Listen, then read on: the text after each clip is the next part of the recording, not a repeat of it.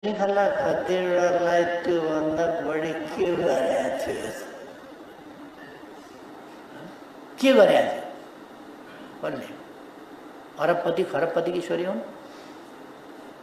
हेलिकप्टरबाट school पुर्याउने गरेको थियो? के गरेको थियो?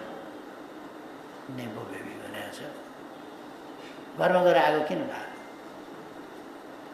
अनि तपाईँहरूलाई भन्न गाह्रो हुन्छ कि यस्तो कुरा बोल्न गाह्रो हुन्छ। सेल्फ सेन्सरसिप त्यसो नगर्नु। तपाईँहरूले पत्रकार त हिम्मतिलो जात हो नि। मसँग मात्रै हिम्मतिलो भएर के गर्नु?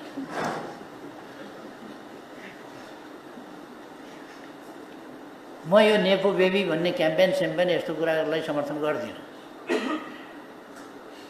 तपाईँहरूले अहङ्कार देख्नुहुन्छ। अहङ्कार होइन, सत्य।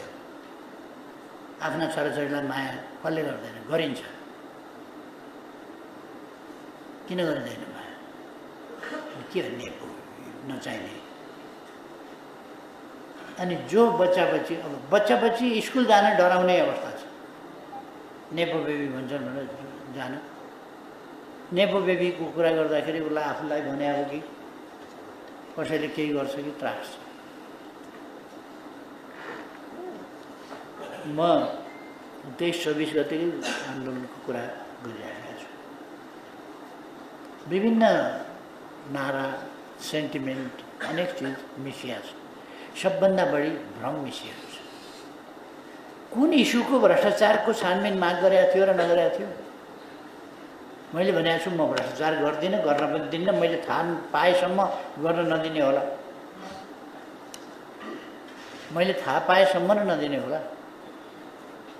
अब भित्रभित्र खानेकालाई त उजुर गर्ने अधिकार छ, अख्तियार छ, अरू छन्। त्यसकारण यो भ्रष्टाचारको विरोध सजिलो छ, सबैले गरेको छ। सबभन्दा ठुला भ्रष्टाचारीहरूको सबभन्दा ठुलो आवाज छ भ्रष्टाचारका विरुद्ध। उफ्रिकन भ्रष्टाचारको विरोध गर्छ, जो सबभन्दा ठुला भ्रष्टाचारी छ।